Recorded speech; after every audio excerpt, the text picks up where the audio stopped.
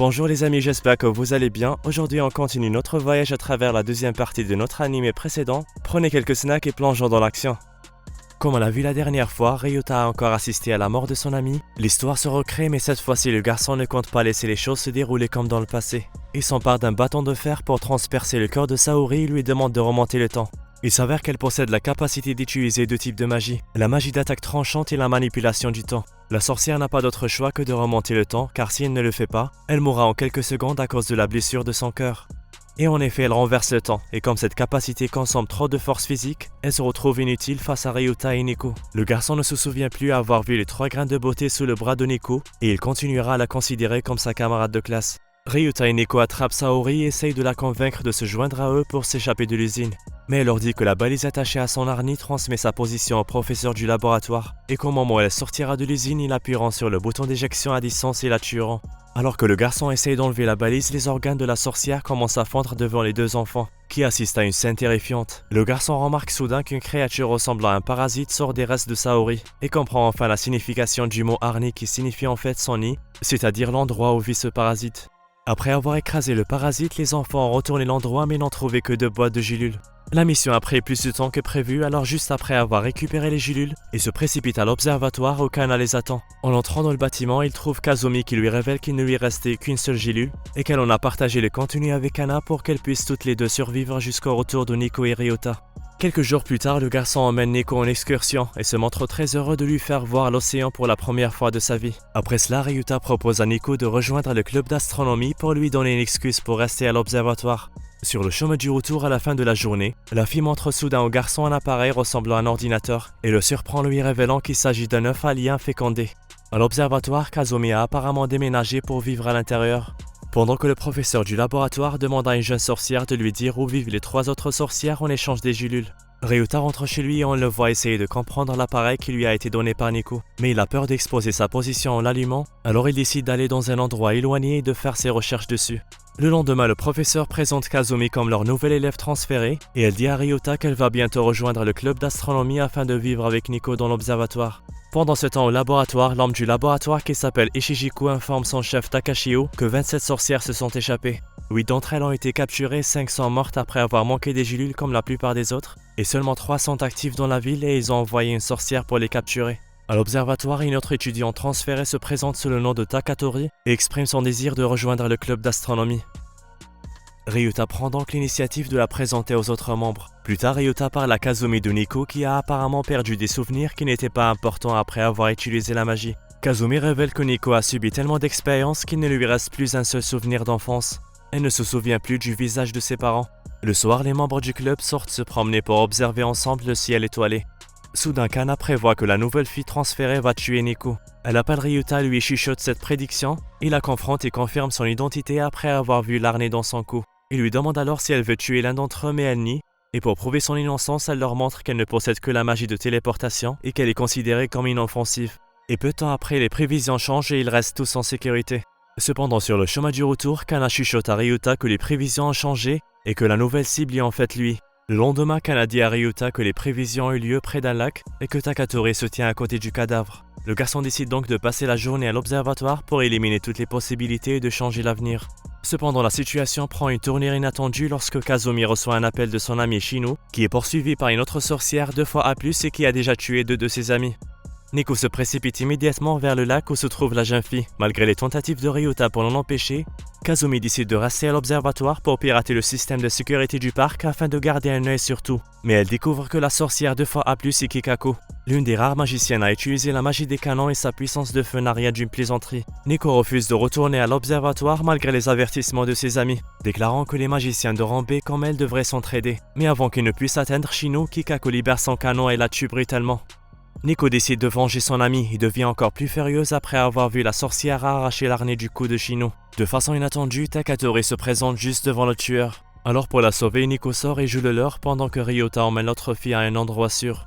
Kazumi derrière la scène est montré enragé car elle sait que Nico est incapable d'affronter Kikaro seul. Mais le garçon la confine en révélant la faiblesse du tueur, qui est le temps de recherche entre chaque coup. Ainsi le garçon profitera de cet avantage pour atteindre l'arnais de l'ennemi et le neutraliser. Kazami et Kana approuvent le plan et pour l'aider, elle ferme le parc et bloque temporairement la radio de la police et les rapports des urgences. Sur son chemin pour commencer le plan, il remarque Takatori attachant ses propres bras avec un ruban, prévoyant de sacrifier sa vie et de mourir à la place de quelqu'un d'autre. Pendant ce temps, Nico fait de son mieux pour éviter les coups de feu de Kikaku. Il lui dit qu'ils ont des gélules mais elle refuse de les prendre, car tout ce qu'elle veut c'est retrouver une vie normale à l'école et faire ce qu'elle faisait pendant les 2 derniers jours qu'elle a passé avec eux. Le garçon, avec un geste intelligent, attache les bras de Takatori au poteau afin qu'il libère ses vrais pouvoirs. Et en effet, elle utilise la magie de téléportation pour changer de place avec le tueur et l'attacher. Et le garçon pousse rapidement son harni pour désactiver sa magie. Cependant, avant qu'ils ne célèbrent leur victoire, le garçon remarque la disparition de Takatori. Ryuta comprend qu'elle est allée quelque part où elle peut mourir paisiblement parce qu'elle refuse de prendre les gélules. Alors Kazumi leur donne sa position et il se précipite pour la sauver. Il trouve la jeune fille nageant dans son sang, assise à côté d'un lit où sa vieille amie Shi est morte après lui avoir donné la dernière gélule qu'elle avait à ce moment-là et a sacrifié sa vie pour la sauver. À l'époque, Takatori avait accepté de prendre non seulement la gélule mais aussi la vie de son amie, ce qui la faisait vivre dans la culpabilité. Mais maintenant, elle ne veut plus voler la vie de personne. Elle est heureuse de mourir et a hâte de rejoindre Shi au-delà de la mort. Cependant, Ryuta la convainc de prendre la gélule et lui promet qu'elle ne volera pas la vie de quelqu'un d'autre et qu'il leur fournira bientôt d'autres gélules. Le lendemain, alors qu'ils sont tous en train de déjeuner, le garçon s'inquiète de l'approvisionnement en gélules. Il va donc voir son oncle Kogoro, l'un des meilleurs chercheurs de l'industrie pharmaceutique. Le garçon lui raconte tout, mais l'homme refuse à croire à ces choses surnaturelles. Alors Ryuta appelle Nico et lui demande d'utiliser son pouvoir pour casser quelque chose dans le bureau du docteur. Après quelques tentatives, les yeux du docteur s'écarquillent et il devient enthousiaste à l'idée de commencer ses recherches sur ce phénomène intéressant. Le garçon lui donne les gélules et lui explique qu'elle maintient les magiciens en vie et qu'il doit donc recréer exactement la même gélule dans un délai d'1 mois. Kogoro révèle qu'il a besoin d'au moins 6 mois pour analyser la structure moléculaire de la gélule, mais que si ces ingrédients actifs sont des composés cristallins, il lui sera facile de déterminer la structure et de la recréer. Le garçon lui montre également l'œuf fécondé par l'alien et lui demande de découvrir ce qui vit réellement à l'intérieur de cet œuf. À l'observatoire, les filles discutent des efforts de Ryuta et Kazumi n'aime pas la façon dont elles se remettent à lui. Kana lui dit alors que le garçon fait tout cela parce qu'il aime Nico, qui ressemble exactement à son ancien ami. Le lendemain à l'école, Ryoma remarque qu'il est le seul garçon à qui Kazumi parle, et tous les garçons sont jaloux de lui pour cette raison.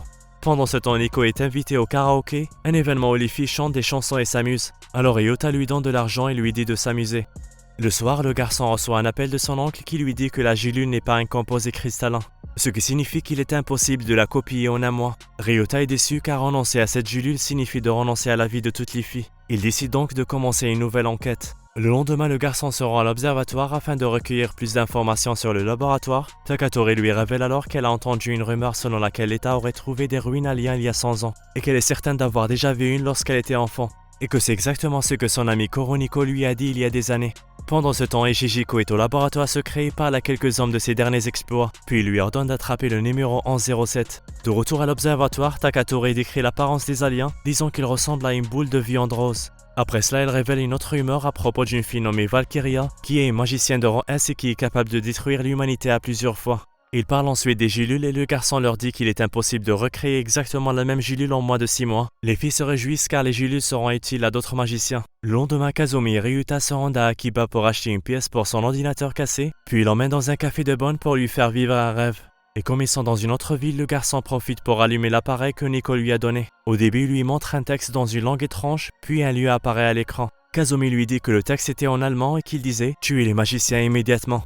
En bas de l'écran, il y a un endroit pour entrer un mot de passe, mais tout ce qu'il peut faire pour commencer, c'est chercher l'endroit en se basant sur la topographie. Le garçon rentre chez lui et commence ses recherches en ligne. Kazumi arrive juste après pour lui donner un coup de main puisqu'elle est informaticienne. Le lendemain, le garçon suit la carte et les instructions de Kazumi et la seule chose qu'il trouve, ce sont les ruines d'une église. Il s'approche d'une vieille femme à proximité et l'interroge à ce sujet. Elle lui révèle qu'il y a 3 mois, un bruit fort est sorti de l'église au milieu de la nuit. Mais les journaux et la télévision n'ont rien dit à ce sujet. Par curiosité, le garçon entre dans les ruines, mais la police arrive et l'arrête parce qu'il est suspect. Mais avant de monter dans la voiture, Nico arrive et fait exploser la zone. Le détective savait que Nico était une magicienne, il a donc attendu qu'elle consomme toute son énergie pour l'attaquer.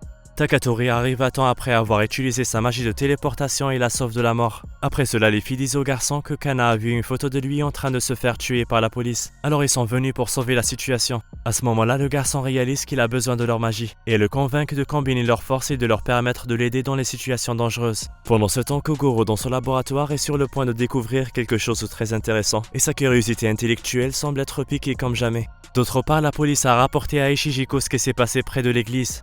Il ordonne donc à son serviteur de charger la sorcière Nanmi de tuer les 6 officiers qui ont été témoins de l'incident. Ryuta retourne à l'observatoire et raconte à Kazumi qu'il a vu des mots écrits sur les murs de l'église. Certains d'entre eux étaient soulignés de sang. Il pense donc qu'il s'agit du mot de passe de l'appareil.